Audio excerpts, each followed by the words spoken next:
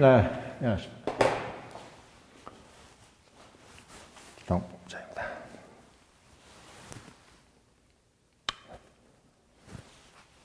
역대 대통령 선거에 관련돼서 대선 캠프에 불문율이 있습니다. 예, 이게 뭐냐면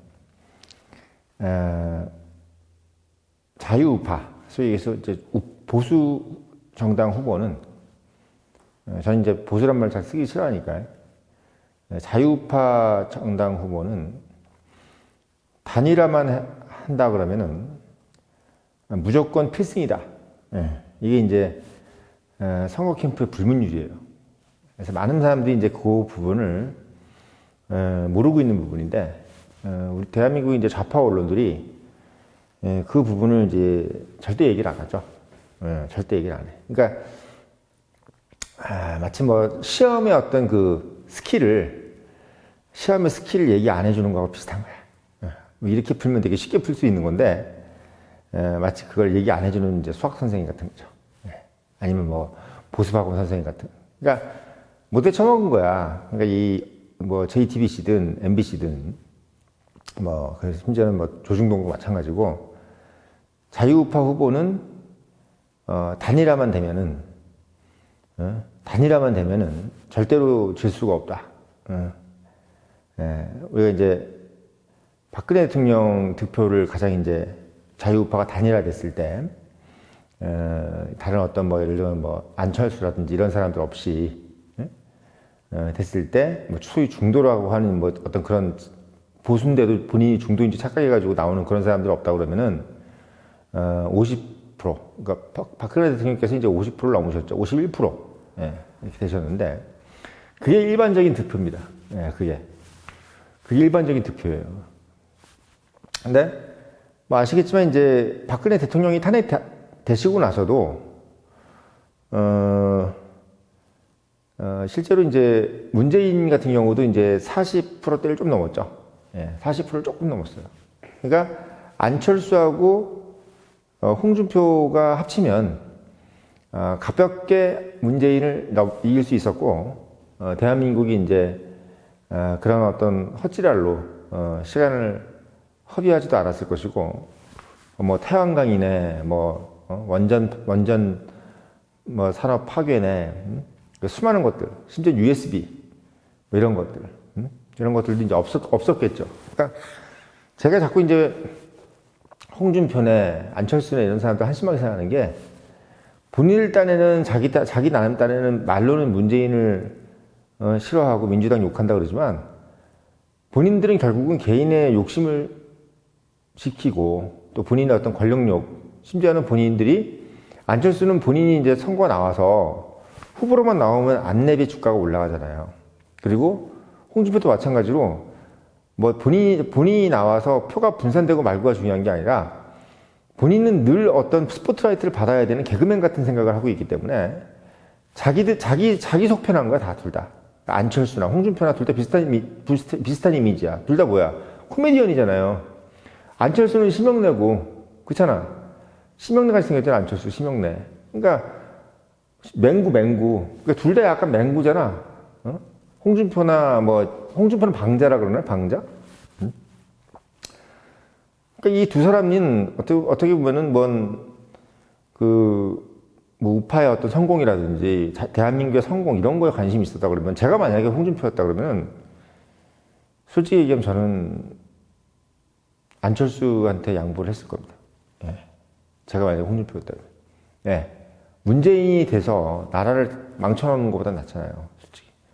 안철수가 병신같이 보이긴 하지만 솔직히 그래도 민주당 애들처럼 나라를 망치진 않을 거 아니야. 뭐 공산주의자들이 망치는 것보다는 그래도 뭐 안철수가 좀 이상하긴 하지만 그래도 저렇게까지는 안 하겠지라는 생각을 하면서 정말 눈물을 머금고 우리 두 당이 하나를 해야 된다 이런 생각을 했을 것 같아.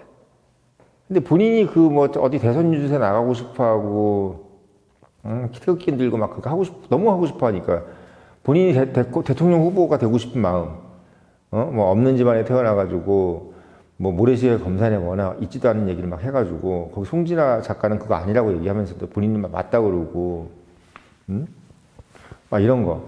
그리고 심지어는 김영삼 정부 들어가가지고 하나의 척결과 동시에 표적 수사를 본인이 직접 진두지휘하면서 오공화국 사람들 마구 잡아넣었잖아요. 그때 자유우파들이 많이 훼손당한 거예요. 응? 그러니까 그런 부분들이 저는 많이 안타까웠습니다. 제가 2017년 캠프에 있으면서도 하면서도 안타까웠어요. 예, 왜? 일단 저 사람이 저걸 하고 있는 이상은 우파의 적통은 그때만 해도 자유한국당이라고 생각했기 때문에 제일 좋은 건 안철수가 안 나와줬으면 제일 좋았죠. 근데 그게 이제 그렇게 안 돼버리는 바람에 뭐 지나간 얘기지만 참 안타까울 따름입니다. 그러니까 말씀드리고 싶은 얘기는 뭐냐면 결국은 자유우파의 단독 후보는 절대로 좌파한테 지지 않는다. 그 가장 큰 이유는 뭐냐면 바로 영남의 인구예요. 영남의 인구입니다. 그러니까 우리가 영남이 물론 다 전체가 다 뭐 우파라고 할 수는 없죠. 우리 소위 경남만 가도 호남 사람들이 30%가 얘기하고 또 경북도 대구라든지 TK 같은 경우는 자체 어떤 그 민주당화 된 사람들 사실 어떻게 보면 그 안에서도 약간 좀 불만 세력들이 많잖아. 해도 안 되고 이래저래 해도 안 되는 사람들이 민주당 하고 싶어 하니까 그래서 한 20% 정도 이런 식으로 돼 있는데 그래도 불구하고 영남에서 인구가 워낙 많기 때문에 우리가 국회의원 선거라는 것은 이게 스프레드가 돼 있잖아요. 호남 인구들이 쫙 이렇게 그러니까 각 지역의 호남 인구들이 다 경기도에 쫙 이렇게 마요네즈 발라놓듯이 빵에 살짝 발라놨기 때문에 다들 그냥 민주당 당선권으로만 다 스프레드가 돼버렸어. 경기도 어쩌고 이런데요. 다 이런데 해놨고 서울도 마찬가지고. 근데 대통령 선거라는 것은 뭐냐면 이제는 그 스프레드가 의미가 없는 거야. 총량이야, 총량.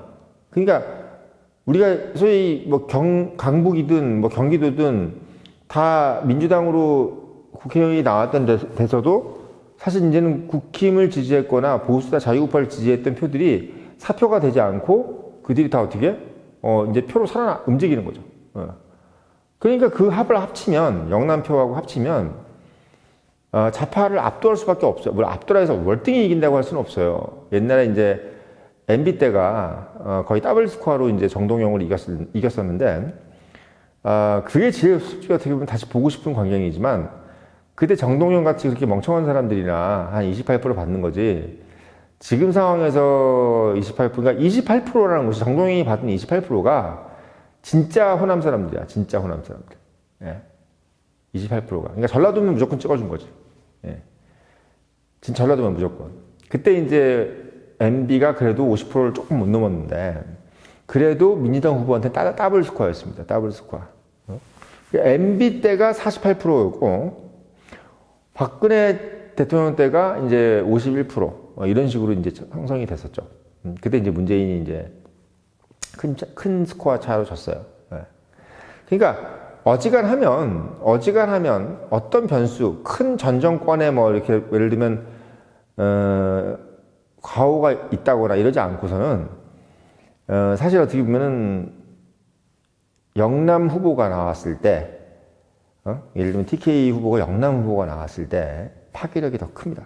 반대로 민주당도 영남 후보가 나왔을 때 파괴력이 큰 거죠. 왜? 영남이 인구가 많기 때문이야. 대통령 선거. 그러니까 이 DJ가 머리를 잘 쓴 거예요. DJ가 사실은 40% 나왔었거든요. 득표율이 40%. 그러니까 40% 가지고는 당선이 될 수가 없지. 근데 그때 누가 나왔냐면 이해창하고 이인재가 나왔기 때문에 결국은 DJ가 당선이 된 거죠. 그러니까 말씀드리고 싶은 건 뭐냐면 대통령 선거에 있어서의 각 캠프들의 목적은 뭐냐면 민주당의 목적은 우파 후보의 분열이에요. 그건 자명해. 왜? 분열이 안 되면 이길 수가 없어. 제 아무리 이재명이 할아버지라도 이재명이가 지난 재선에서 47%입니다. 예, 47%. 그러니까 47%의 지지율을 받고 했기 때문에 그게 맥시멈이야. 가장 이재명이가 인기 많았을 때입니다. 지금은 아마 이재명이가 그만큼 득표를 받고 갈 수가 없겠죠. 왜? 사실 어떻게 보면은 문재인 정부 때 그렇게 지지율이 폭락하지 않았었어요. 예, 문재인이 사실 아쉬운 얘기지만 그렇게 지지율이 노무현 때처럼 7%대로 막 떨어지고 이런 상황이 아니라 한 35%대 정도로 지지율을 유지하고 있었기 때문에 이재명 같은 경우는 크게 어떻게 보면 타격을 받지 않고 지지율을 좀 건질 수 있었습니다. 그럼에도 불구하고 그러니까 어떻게 보면 이재명은 선거를 하기가 상당히 나쁘지 않은 상황이었어요. 예. 나쁘지 않은 상황이었습니다.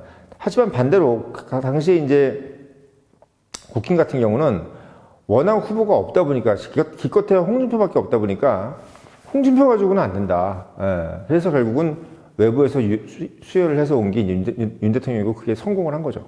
예. 그러니까 제가 말씀드리고 싶은 건 지금 이제 김문수 후보가 후보가 되는 것의 가장 큰 강점은 뭐냐면요. 이분이 갖고 있는 정통 TK 엘리트라는 거예요. 예. 이게 왜 이러냐면 영남에서 어떤 사람이야 이 사람이 영남 인구가 봤을 때, 영남 출신의 서울에 있는 사람들이 봤을 때, 김문수는 영남을 대표할 만한 인물이냐라고 봤을 때, 그리고 이재명이는 영남을 대표할 수 있는 사람이냐라고 봤을 때, 솔직히 얘기하면 이재명하고 김문수를 다이다이로 비교를 하면요, 비교가 안 돼요. 반면에 솔직히 문재인 같은 경우는요, 물론 이제 안철수하고 홍준표가 나뉘지만 않았으니 이겼겠지만 그럼에도 불구하고 40% 이상의 득표를 한 건 뭐냐면 문재인이 그래도 TK에서 가장 잘 나간다고 하는 고등학교를 나왔죠. 예, 경남고등학교를 나왔습니다. 예. 그리고 뭐 대학은 사실 그렇게 막 명문대학을 나오지 않았지만 그래도 사법고시 합격하고 뭐 이런 상황이었기 때문에 외모도 좀 뭐 나쁘지 않고 그런 상황인데 가장 중요한 것은 뭐냐면 경남의 맹주인 고등학교를 나왔어요. 그러니까 우리나라에서 사실 지금 이제 평준화되기 전까지만 해도 대한민국에서 3대 명문고등학교가 경기고, 경북고, 경남고였어요. 물론 이제 서울에서는 이제 경기, 서울, 경북이죠. 근데 이제, 서울, 경북도 물론 서울대 많이 들어가지만 기본적으로 경기고등학교, 서울, 그 다음에, 경북, 경남고, 그 다음에 전라도로 가는 거야. 예. 그러니까 그만큼 이 경남고등학교가 경상도에서는 상당한 어떤 엘리트다라는 어떤 그런 이미지였기 때문에 문재인을 바라봤을 때 영남 사람들이 저 정도면 그래도 뭐 영남을 대표하는 사람이지라고 생각할 정도가 됐다는 얘기야. 근데 이 김문수 장관 같은 경우는 이게 뭐 문재인 정도의 개념이 아니라 거의 사실 어떻게 보면 김문수 장관이 있을 때 70년대 학번들이 있어서 경북과 경남고등학교 차이는 경북고등학교가 압도적이에요. 네. 경북고등학교는 항당 이남에서 최고 명문입니다. 최고 명문. 서울대학교 한 400명씩 가는 정도의 수준이었단 말이죠. 그러니까 경북고라고 하는 것은 당시만 해도 뭐 이미 뭐 박정희 대통령도 이제 TK 출신이시고 이랬기 때문에 이 김문수 의원이 이제 경북중학교, 경북고등학교, 그다음 서울대 경영학과를 들어갔죠. 뭐 좀 유치하다고 할 수도 있지만 이게 사실 현실이에요. 예, 그러니까 김문수 의원은 TK뿐만 아니라 PK 전체 영남민들이 봤을 때, 영남에서 우파라고 내가 스스로 생각하는 사람들이 봤을 때, 김문수 정도면 완전히 우파의 적자다라고 할 수 있는 어떤 그런 대표성을 가지는 그런 프로필을 가지고 있는 겁니다. 그분이 뭐 노동운동을 했다 이런 것들도 사실 큰 스토리가 되죠. 예? 감동적인 스토리가 돼. 와이프랑 뭐 전라도 출신의 와이프하고 공장에 다니는 전라도 출신 와이프랑 이제 위장 취업해가지고 결혼한 거, 뭐 이런 것들도 그렇고. 근데 와이프가 전라도임에도 불구하고 본인이 뭐 정규제라든지 뭐 홍준표처럼 이렇게 뭐 중간에서 뭐 이렇게 역선택당하는 전라도 사람들 역선택당하는. 그러니까 홍준표도 마누라가 전라도고 정규제도 정규제인가? 뭐 정규도 와이프가 전라도라는 얘기가 있던데. 아무튼. 그런 사람들이 약간 처가 전라도면 약간 좀 중간적인 입장에서 있는 분들, 아니면 본인이 아예 전라도인 뭐 김근식 같은 사람들, 뭐 이런 분들도 많은데 이 김문수 의원 같은 경우는 그냥 극우예요, 극우. 그러니까 민주당이 얘기하는 극우인 거죠. 우리가 봤을 때는 자유우파인데 민주당이 봤을 때는 완전 극우야. 그러니까 우파들이 봤을 때는 그냥 TK 적통이야. 그러니까 엄청난 표의 결집이 일어나기에 충분한 프로필을 가지고 있는 겁니다. 단순히 뭐 이렇게 그 이후에 뭐 그분이 쌓아온 어떤 경력을 떠나서. 그러면 여기서 또 하나 더 엎친 게 뭐냐면 이분이 사실 어떻게 우리가 있잖아요. 영남이 표를 다 찍고 몰표를 찍고 경기도가 몰표를 찍으면 이분은 대통령이야. 대통령입니다. 윤 대통령께서 대통령이 된 가장 큰 이유가 뭐냐면요. 윤 대통령은 서울 출생에다가 부모님은 충청도, 어머니는 강원도, 그리고 압도적인 표심으로 윤석열을 영남에서 밀어줬기 때문에 경기도표, 서울표, 충청도표, 그 다음에 경상도표가 몰리면서 제 아무리 이재명이라도 사실은 윤석열을 이기지 못했던 거야.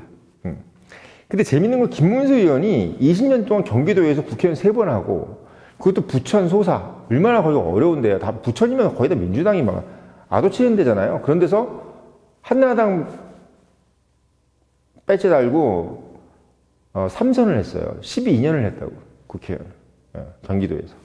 거기다가 경기도지사를 한나라당